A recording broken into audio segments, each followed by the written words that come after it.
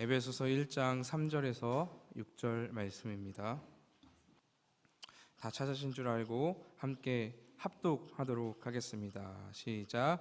찬송하리로다. 하나님 곧 우리 주 예수 그리스도의 아버지께서 그리스도 안에서 하늘에 속한 모든 신령한 복을 우리에게 주시되 곧 창세전에 그리스도 안에서 우리를 택하사 우리로 사랑 안에서 그 앞에 거룩하고 흠이 없게 하시려고 그 기쁘신 뜻대로 우리를 예정하사 예수 그리스도로 말미암아 자기의 아들들이 되게 하셨으니 이는 그가 사랑하시는 자 안에서 우리에게 거저 주시는 바 그의 은혜의 영광을 찬송하게 하려는 것이라.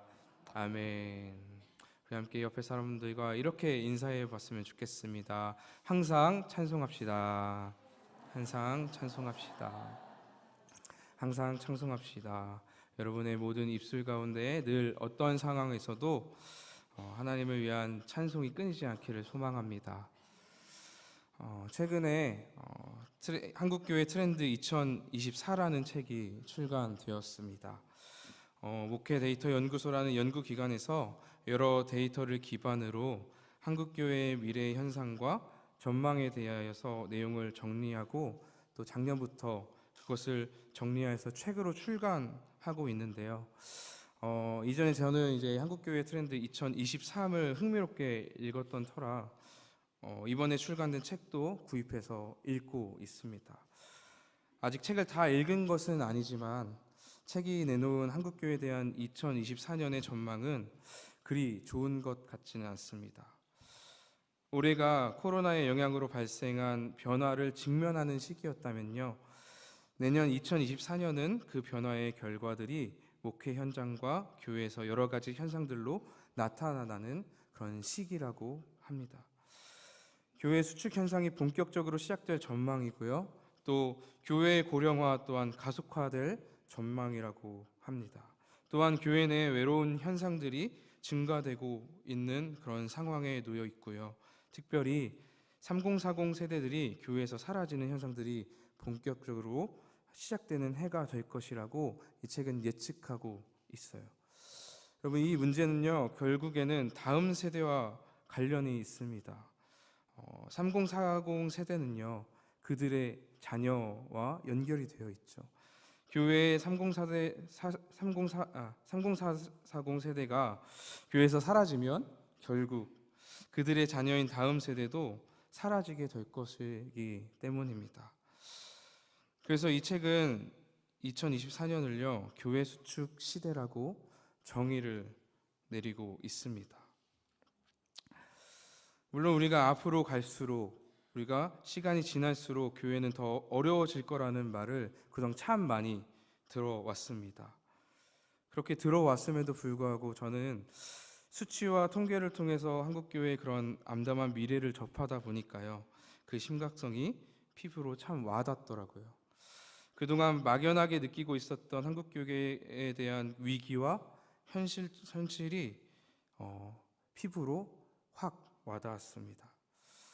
이처럼 여러 가지 데이터와 상황들이 한국교회를 위기라고 말하고 있는 이 시점에서 과연 교회는 무엇을 해야 할까요? 미래에 대한 불확실함과 여러 가지 위기 가운데 있는 교회와 그리고 교회의 지체인 우리는 이런 상황 가운데서 과연 무엇을 할 수 있는 것일까요? 지난 시간에 이어서 에베소서 말씀을 계속해서 보고 있습니다. 제가 지난 시간에 성도님들께 설명드린 것처럼 에베소서 말씀을 통해서 우리는 교회란 무엇인가를 우리 함께 생각해 보는 시간을 갖는다고 했죠. 교회가 교회답기 위해서는 무엇을 해야 하며 무엇을 붙잡아야 하는지 에베소서 말씀을 통해서 살펴보기로 했습니다. 오늘 본문 말씀을 통해서 우리는 앞에서 가졌던 그 질문, 위기 속에서 교회는 무엇을 해야 하는가라는 이 질문에 대한 답을 얻을 수 있습니다. 왜냐하면요, 에베소서가 기록되었을 당시의 바울의 상황도 그리고 에베소 교회의 상황도 위기의 순간이었기 때문입니다. 여러분, 에베소서는 무슨 서신이라고 제가 말씀드렸죠? 옥중 서신이라고 했습니다. 바울이 로마 감옥에 갇혀 있을 때 기록한 서신 중에 하나가 바로 에베소서입니다. 그러니까 에베소서는요, 바울이 위기의 상황 속에서 기록된 서신이자 말씀이라고 할 수 있죠. 바울만 상황이 좋지 않았던 것은 아닙니다. 에베소 교회도 상황이 그리 좋았던 것은 아니었어요. 바울이 로마 감옥에 갇히게 되었다는 소식을 전해 듣자 에베소 교회에도 위기가 찾아옵니다. 에베소 교인들에게 바울은 정신적 지주이자 영적 아버지와 같은 존재였기 때문이에요. 에베소 교인들에게 미치는 바울의 영향력은 실로 대단했습니다. 그런데 자신들이 정신적으로나 영적으로 의지했던 바울이 감옥에 갇히게 되는 겁니다. 그들이 의지하던 영적 지도자가 하루아침에 죄인이 되니 에베소 교회가 혼란에 빠지게 된 거죠. 에베소 교인의 신앙은 바울이 전한 복음에 의해서 세워진 신앙이었습니다. 그런데 만약 바울이 죄인으로 확정되어 버린다면 그들의 믿음 또한 의심받게 될 것이고요. 그 때문에 또 에베소 교인들은 불안에 떨며 혼란에 빠지게 된 거예요. 아마도 죄인의 신분으로 감옥에 갇힌 바울에 대한 신뢰도가 그 당시 떨어졌을 것이고요. 성도들 사이에서는 교회를 떠나는 성도들도 있었을 것입니다. 바울도 에베소 교인들도 모두 위기에 처한 상황이었던 것이죠. 이러한 위기 속에서 그들은 무엇을 해야만 했을까요? 위기 속에서 과연 그들은 교회의 리더로서, 교회로서 과연 무엇을 할 수 있었을까요? 바울은 에베소 교인들에게 이렇게 편지합니다. 찬송하리로다. 바울은 에베소 교회와 교인들에게 여러분 나와 함께 찬송합시다 라고 권면하고 있어요. 에베소 교회 성도 여러분, 여러분의 상황이 어려운 것 저도 잘 압니다. 저 때문에 혼란스러운 것도, 위기에 빠져 있는 것도 저도 잘 압니다.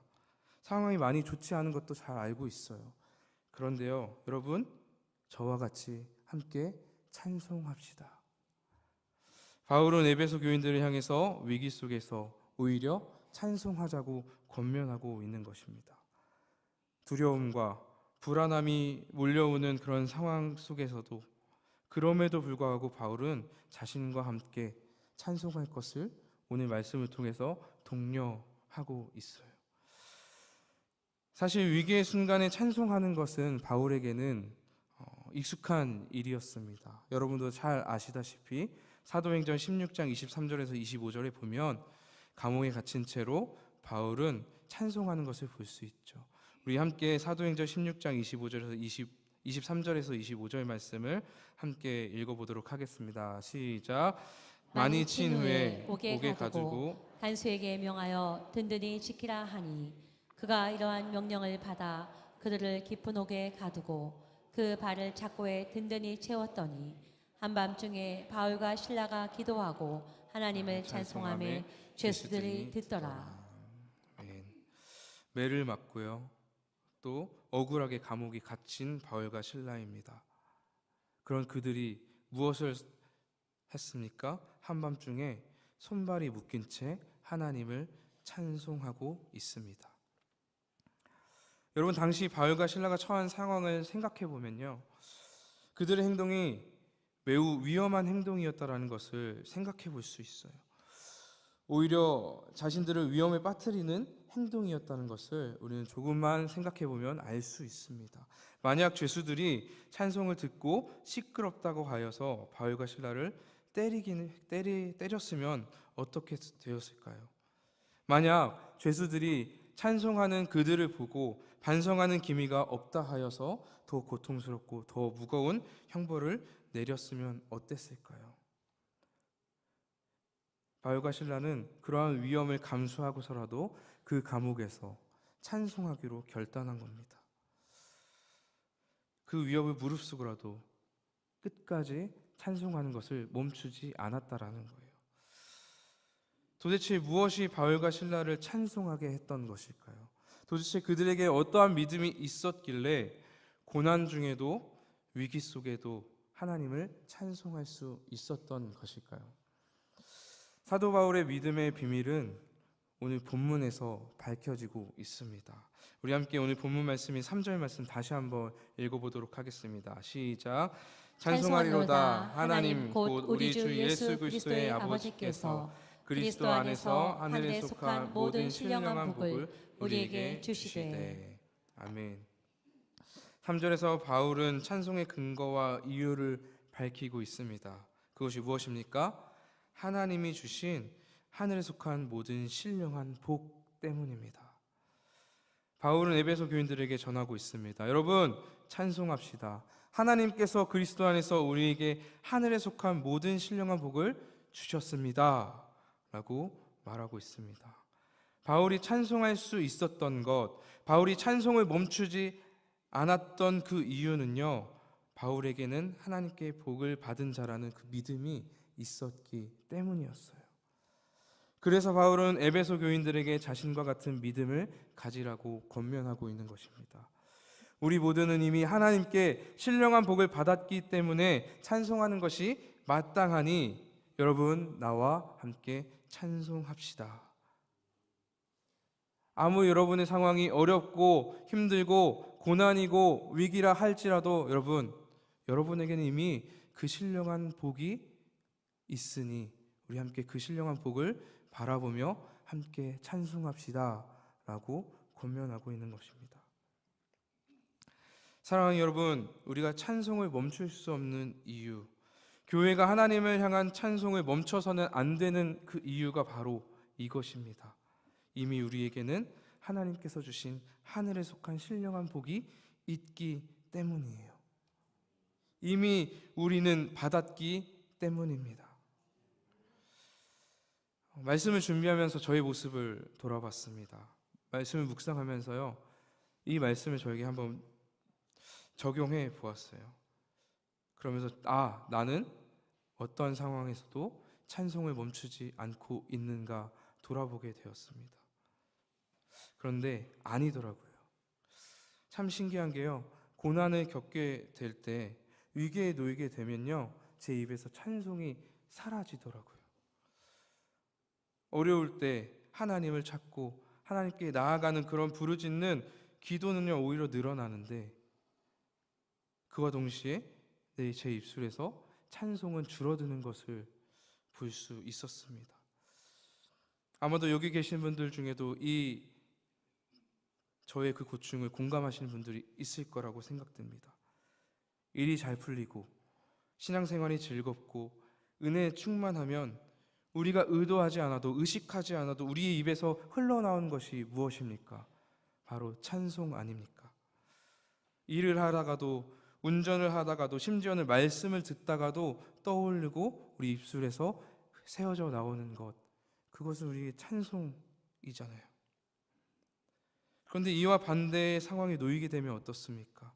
고난이 찾아오고 우리 앞에 문제가 닥쳐올 때, 하나님과의 관계가 좋지 않은 상황이 되면 우리의 입술에선 찬송이 사라지게 됩니다. 생각나지도 않아요. 오히려 찬송보단 원망과 불평이 쏟아져 나오는 게 우리의 현실이고 우리의 연약함 아닙니까? 왜 우리는 바울과 같이 고난 중에, 그리고 위기의 순간 속에서 항상 찬송하지 못하는 것일까요? 왜 우리는 모든 상황에서 찬송하지 못하는 것일까요? 그 이유는요, 찬송의 이유가 잘못 설정되었기 때문이에요. 사도 바울은 3절에서 분명하게 우리에게 밝히고 있습니다. 우리는 이미 복을 받았다고 말이죠. 우리가 상황에 구애받지 않고 계속해서 찬송할 수 있는 것은 이미 복이 우리에게 주어졌기 때문이라고 말하고 있습니다. 내가 형통함 가운데 있든 고난 중에 있든 위기에 처해 있든 우리에게는 이미 주님이 주신 복이 있다라는 것이죠. 하지만 우리는 왜 이미 복이 우리에게 주어졌음에도 아직 받지 않았다고 생각하게 되는 걸까요? 여러분, 왜 그렇습니까? 우리가 생각하는 복의 개념과 하나님이 우리에게 주신 복의 개념이 다르기 때문입니다. 바울은 하나님이 주신 복을 하늘에 속한 복이며 신령한 복이라고 말하고 있습니다. 이 땅에 속한 복이 아니라요, 하늘에 속한 복이라고 말하고 있어요. 육신의 복이 아니라요, 신령한 복이라고, 즉 영적인 복이라고 분명하게 우리에게 가르쳐주고 있습니다. 여러분, 우리가 하나님을 찬송하는 이유들을 잘 생각해 보면요, 땅에 속한 복 때문인 경우가 참 많이 있습니다. 하는 사업이 잘 되고, 자녀들이 속썩이지 않고 잘 성장하고, 원하는 직장에 취업하고, 필요한 것들이 채워지는 그것을요, 우리는 복이라 생각하면서 그 복을 생각하며 하나님을 찬송할 때가 참 많아요. 심지어 목사님 저도 그렇습니다. 사역을 하면서요, 사역이 잘 되거나 사역에 좋은 열매들이, 결과들이 있을 때는요, 찬송이 터져 나와요. 아, 하나님 너무 감사합니다. 하나님이 행하셨습니다. 그런데요, 사역적으로 힘들 때, 그날 설교를 내가 생각할 때 망쳤을 때, 그때는요, 제 입술에서 찬송이 나오지 않습니다. 스스로 자책하면서 원망하게 되더라고요. 남 탓하게 됩니다. 여러분, 왜 우리는 이렇게 상황에 좌지우지되면서 우리는 항상 찬송하지 못하는 것일까요? 우리가 찬송하는 그 이유가 땅에 속한 복 때문이고, 육신의 복 때문이기 때문이에요. 땅에 속한 것은 언제나 변합니다. 때로는요, 우리에게 주어지기도 하지만요, 주어지지 않을 때도 있어요. 수시로 변하는 것이 바로 땅에 속한 복입니다. 주님이 우리에게 주시기도 하지만 때로는 거두어 가시기도 하는 것, 그것이 땅에 속한 복이라 할 수 있죠. 그런데 만약에 우리가 그러한 복을 이유로 하여서 우리가 찬송한다면, 우리가 그 복을 누렸을 때는 찬송하지만 우리에게 그 복이 사라졌을 때 우리 입술에서는 찬송이 사라지게 될 것입니다. 고난과 위기 속에서 찬송이 사라지는 이유가 바로 여기에 있는 것입니다. 우리가 찬송하는 이유에 대해서 생각해 보는 동시에요, 한 가지 더 생각해야 할 문제가 있습니다. 그것은 찬송의 내용에 대한 문제입니다. 오늘날 많은 교회들이 부르는 찬송을 보면 그 내용이 변질되어 있다는 것을 볼 수가 있는 것 같습니다. 사도 바울이 가르치고 있는 것과 같이 우리의 찬송의 이유는 무엇입니까? 오직 하나님께서 주신 하늘에 속한 신령한 복 때문입니다. 그런데요, 많은 교회들이 하나님이 주신 그 하늘의 복, 그 신령한 복을 찬송하기보다는요, 땅에 속한 복을 찬송하고 있다는 거예요.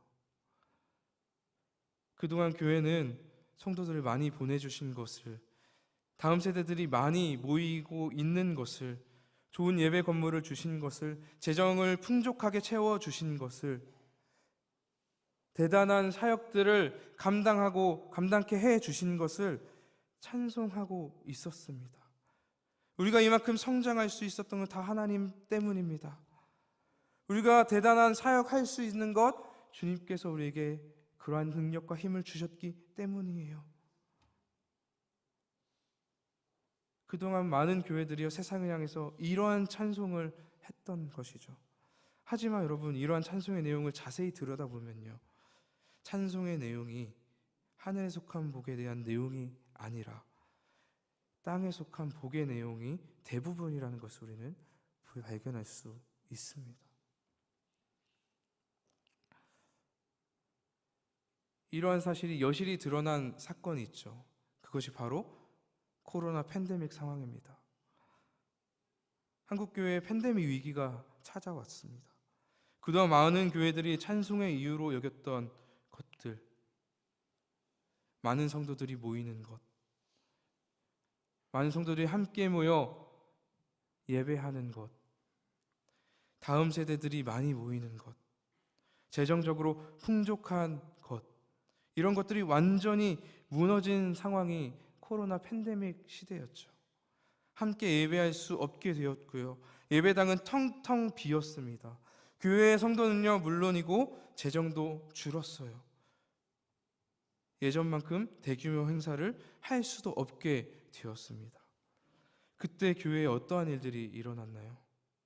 찬송이 점차 줄어드는 현상들이 일어나고 있었어요. 찬송이 끊이지 않아야 할 교회에서요 찬송 대신 걱정과 염려의 목소리들이 그 자리를 대체하고 있는 상황에 펼쳐진 것입니다.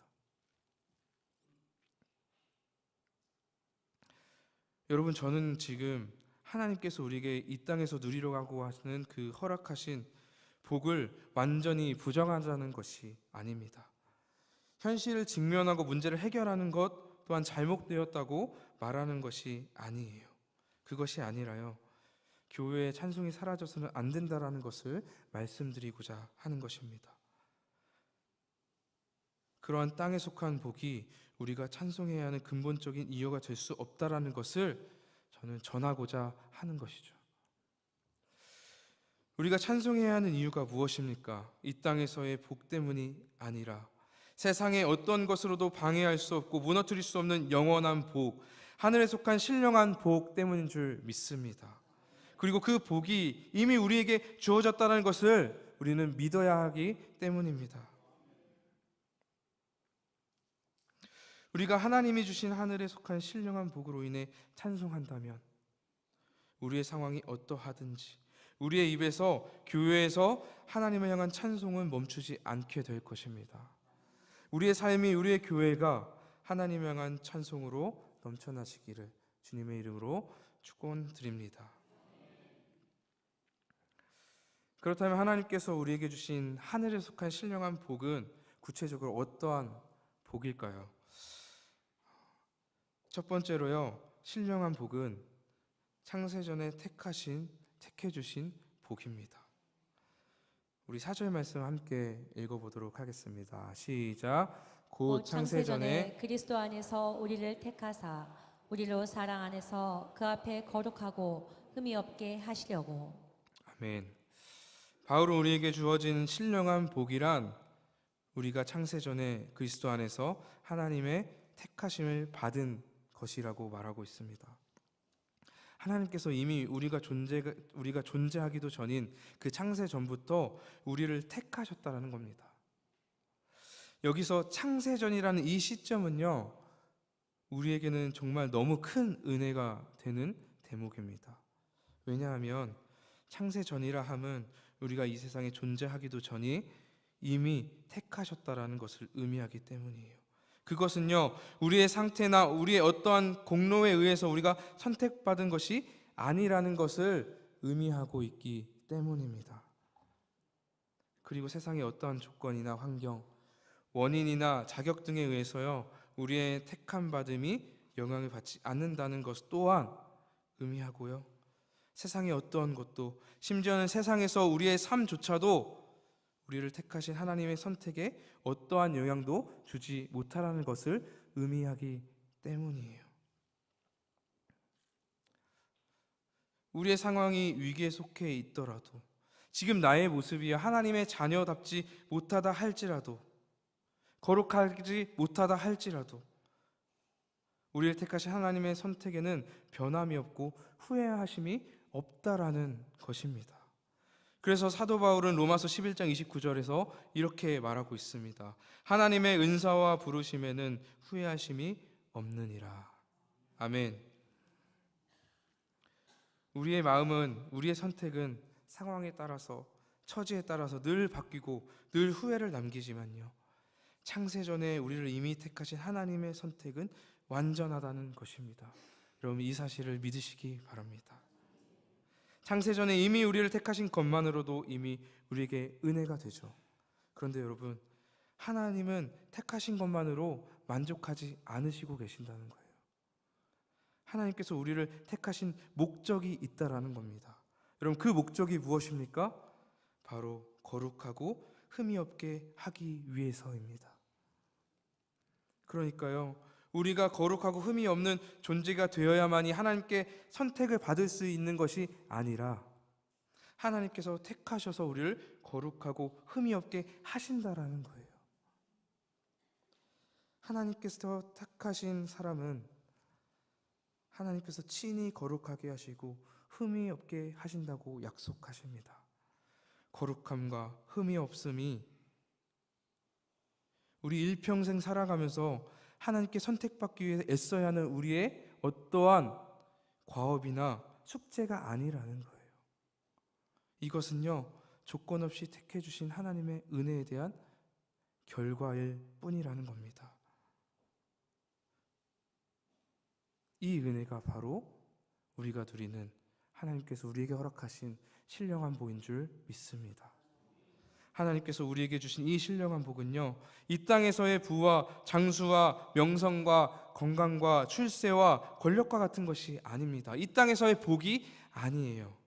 조건 없이 택하여 주시고요, 그 택하심으로 거룩하게 하시고 흠없게 해주시는 하늘에 속한 신령한 복인 줄 믿습니다. 여러분 가운데 그러한 신령한 복을 온전히 누리며 살아가시기를 간절히 소망합니다. 하나님께서 우리에게 주신 신령한 복, 그 두 번째는 무엇입니까? 바로 하나님의 자녀 삼아주신 복입니다. 우리 에베소서 1장 5절 말씀 함께 읽겠습니다. 시작. 그 기쁘신 뜻대로 우리를 예정하사 예수 그리스도로 말미암아 자기의 아들들이 되게 하셨으니. 사도 바울은 하나님이 우리에게 주신 신령한 복을 하나님의 아들들이 되게 하신 것이라고 말하고 있습니다. 이와 덧붙여서 로마서에서는 이렇게 말하고 있습니다. 8장 15절 말씀입니다. 너희는 다시 무서워하는 종의 영을 받지 아니하고 양자의 영을 받았으므로 우리가 아빠 아버지라고 부르짖느니라. 아멘. 하나님께서 우리를 양자 삼아 주셔서요, 아들이 친히 누리는 모든 권위와 그 특권을 함께 누리게 해주셨다라는 겁니다. 더 이상 죄인으로 죄의 종노릇하면서 살아가는 인생이 아니라요, 하나님 자녀로서 하나님을 아버지라 부를 수 있는 인생으로 살게 하셨다라는 거예요. 그런데 여러분, 이것 역시도 무엇을 통해서 우리에게 주어지게 되는 것입니까? 바로 하나님의 기쁘신 뜻대로 우리에게 주어진다라는 겁니다. 하나님의 자녀로 우리를 부르신 하나님의 그 선택은요, 우리의 믿음이나 선행, 신분, 직위에 있지 않고 온전히 하나님의 뜻 안에 있다라는 거예요.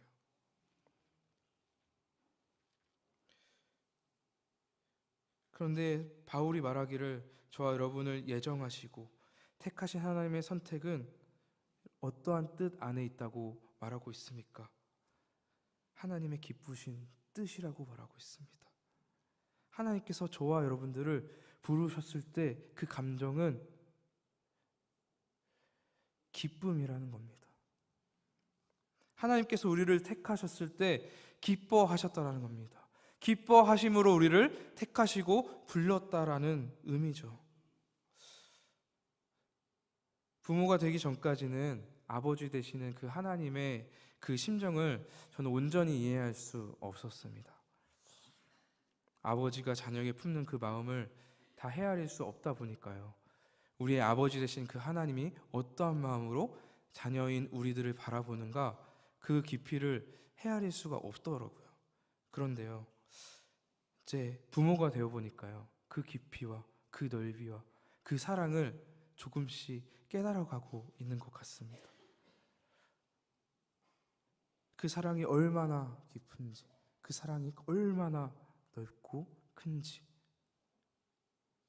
아이를 키우면서 조금씩 알아가고 있는 요즘인데요, 저의 아들의 이름이 지한이입니다. 제가 지한이를 보면서 기뻐하는 이유는요, 지한이가 저 대신 배고파할까봐 음식을 차려줘서가 아니고요, 아빠를 위해서 제가 힘드시니까 대신 집안 청소할게요 라고 해서 기쁜 게 아니라요, 그저 내 자녀이기 때문에, 그저 내 아들로 부름받아서 이 세상에 태어났기 때문에 기쁘더라고요. 그냥 지한이가 아무것도 안 해도 바라보는 게 기쁘고, 그냥 내가 가지고 있는 그 모든 것들을 그냥 주고 싶은 마음이 들더라고요.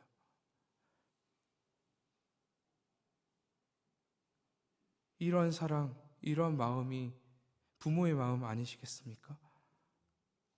여러분, 이처럼 하나님은요, 저와 여러분들 그러한 마음으로 바라보고 계신다라는 겁니다. 아끼시고 모든 것을 주고자 하는 그 마음, 그러한 마음으로 기쁨 가운데 우리를 바라보시고 우리를 택하셨다라는 것을 믿으시기 바랍니다. 하나님께서 주시는 모든 복을 누리기 위해서는요, 반드시 우리가 알아야 할 진리가 있습니다. 오늘 본문 말씀에 보시면요, 사도 바울이 계속해서 반복하고 있는 말이 있어요. 여러분, 그것이 무엇인지 아십니까? 바로 그리스도 안에서입니다. 3절에 보면요, 그리스도 안에서 하늘에 속한 모든 신령한 복을 이라고 나와 있고요, 4절에 보면요, 그리스도 안에서 우리를 택하사라고 나와 있습니다. 5절에 보면 그리스도로 말미암아 라고 말하고 있고요, 6절에서도 그가 사랑하는 자 안에서 라고 사도 바울은 계속해서 그리스도 안에서, 그리스도로 말미암아 라고 계속해서 그리스도 안에서 우리는 이 모든 복을 누릴 수 있다라는 것을 강조하고 있어요. 여러분, 특별히 6절에서 바울은 앞 내용을 정리하면서 이렇게 말하고 있습니다. 여러분, 이 모든 것은 그가 사랑하는 자 안에서, 하나님이 사랑하시는 예수 그리스도 안에서 우리에게 어떻게 주셨다고 말하고 있습니까? 거저 주신 바. 하나님께서 어떠한 조건도 우리에게 어떠한 값도 요구하지 않으시고 거저 주셨다라는 겁니다. 어떠한 것을 말입니까? 이 모든 신령한 복을 말입니다. 우리가 누리는 모든 하늘에 속한 신령한 복은 그리스도 안에서 거저 주신 복이자 은혜라는 것을 여러분 기억하시기 바랍니다. 그리고 이것이 바로 우리가 찬송해야 할 이유가 된다는 것 또한 기억하셨으면 좋겠어요. 사랑하는 여러분, 아직도 나는 아직 받은 게 없다라고 생각하시는 분이 있으십니까? 아직 나에게는 하나님을 찬송할 이유가 주어지지 않았다라고 생각하시는 분이 있나요? 왜 나에게는 주님, 왜 저에게는 주시지 않으십니까? 라고 하나님을 원망하고 계신 분들 있으십니까? 그러나 우리는 모두는 거저받은 인생입니다. 우리에게는 이미 신령한 복이 주어졌습니다. 그리고 이렇게 은혜 받은 자들이 함께 모여 예배하는 공동체가 있는데 그 공동체가 무엇입니까? 바로 교회입니다. 교회는요, 잘난 사람들이 모인 곳이 아닙니다. 죄인이지만 은혜 받은 자들이 모이는 공동체가 바로 교회입니다. 은혜가 있고 은혜를 기억하는 자들이 함께 모여 예배하고 하나님의 영광을 드러내는 곳, 그것이 바로 교회인 줄 믿습니다. 그렇다면 하나님께 거저받은 우리들은, 은혜 받은 교회는 어떠한 찬송의 노래를 불러야 할까요? 첫 번째는요, 감사의 찬송 우리는 노래해야 할 줄 믿습니다. 거저받은 은혜에 감사의 고백으로 하나님을 찬송해야 합니다. 두 번째는요, 겸손의 찬송을 우리는 노래해야 할 줄 믿습니다. 거저 받았으며 어떠한 것도 우리의 의로 이루어낸 것이 없음을 우리는 기억해야만 합니다. 우리는 너무 교만하고 우리는 연약하여서 그것을 잊으면서 살아갈 때가 참 많죠. 그러나 여러분, 교회는 우리의 공로가 아무것도 없음을 기억하고 나의 의로 된 것이 아무것도 없음을 기억하고 그 모든 것들을 은혜라 고백하며 겸손히 하나님 말씀에 순종하고 겸손히 하나님께서 허락하신 이 공동체와 우리의 이웃들을 섬기는 삶을 살아감으로 겸손의 찬송을 하나님께 올려드려야 할 줄 믿습니다. 말씀을 정리하겠습니다. 결국 사도 바울이 오늘 본문의 말씀을 통해서 에베소 교인들에게 전하고자 하는 메시지는 이것입니다. 우리 모두는 결국 찬송할 수밖에 없는 존재라는 거예요. 결국 교회는 찬송하지 않을 수 없는 이유가 한 개도 없다라는 겁니다.